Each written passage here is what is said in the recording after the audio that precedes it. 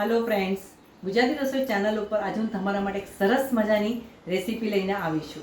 हाँ मित्रों, आज हूँ तमने लसूनी पालक केवी रीते बनाववानुं एनी रेसिपी बतावुं छुं। तो चालो मित्रों, वधारे वार न करता आ रेसिपी करवा मारा जोड़े मारा किचनमां। मित्रों, हवे आपणे शाक बनाववानुं शरूआत करीशुं। अहींया मैं एक कढ़ाई लीधी छे। कढ़ाईमां आपणे थोडुं तेल लेवानुं छे।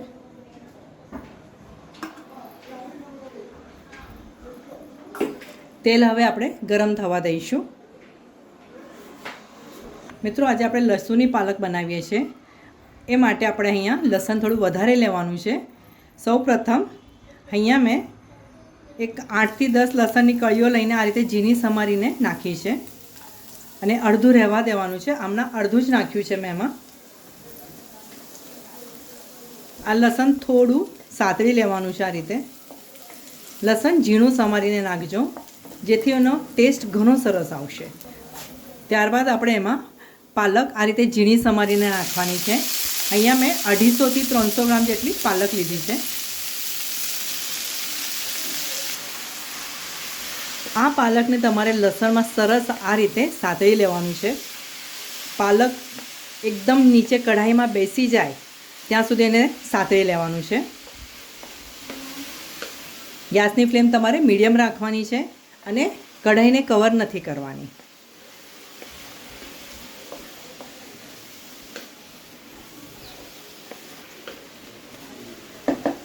મિત્રો, હવે આપણી પાલક સારી રીતે સંતળાઈ રહી છે ત્યાં સુધી આ શાક માટે જે પેસ્ટ બનાવવાની છે એ પેસ્ટ કેવી બનાવવાની છે એ હું તમને બતાવી દઉં। મિક્સરના કપમાં થોડા સિંગદાણા નાખીશું। 1 ચમચા જેટલા સફેદ તલ લઈશું અને 1 ચમચો ચણાનો લોટ લેવાનો છે। ત્યારબાદ આપણે એમાં થોડું પાણી નાખીને ગ્રાઇન્ડ કરી લઈશું।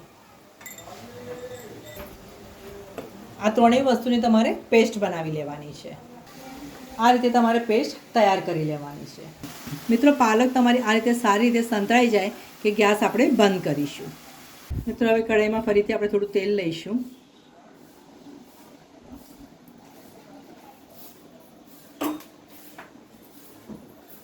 તેલને આપણે ગરમ થવા દઈશું। તેલ ગરમ થઈ ગયા બાદ 1 ચમચી જીરું નાખીશું, हाफ टीस्पून हींग नाखीशुं, 2 तमालपत्र नाखीशुं अने झीणुं समारेલું लसण नाखीशुं।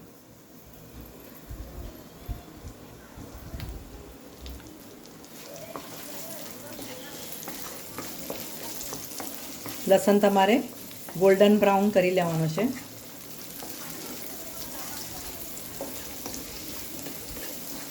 लसण सरस गोल्डन ब्राउन थई गयुं छे। हवे आपणे एमां झीणी समारेली एक डુંગળી नाखीशुं।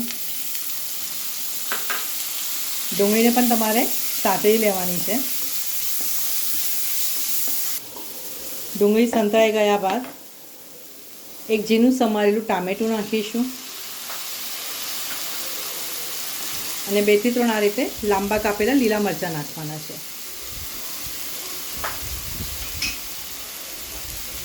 टामेटું તમારું સોફ્ટ થાય ત્યાં સુધી સાતળી લેવાનું છે। टामेटું જલ્દી સંતળાય એ માટે આપણે થોડું મીઠું નાખી દઈશું। આ રીતે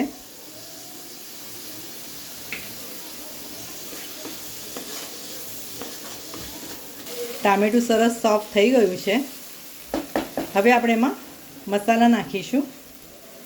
हाफ टीस्पून हळदर, 1 चमची धाना जीरुं, 1.5 चमचું लाल मरचું અને આ પેસ્ટ જે બનાવી છે ને એ નાખી દેવાની।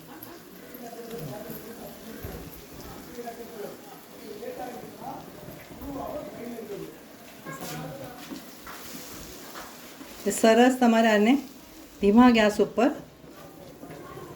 મસાલાને સારી રીતે આપણે સાંતળી લઈશું। આપણે થોડું પાણી નાખીશું।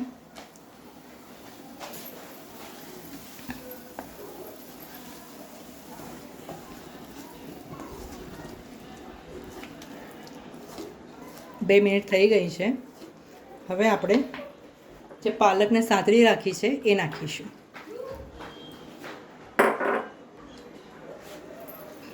મિત્રો ટામેટું સાતળતી વખતે આપણે થોડું મીઠું નાખ્યું છે, તો તમે ટેસ્ટ કરી લેજો.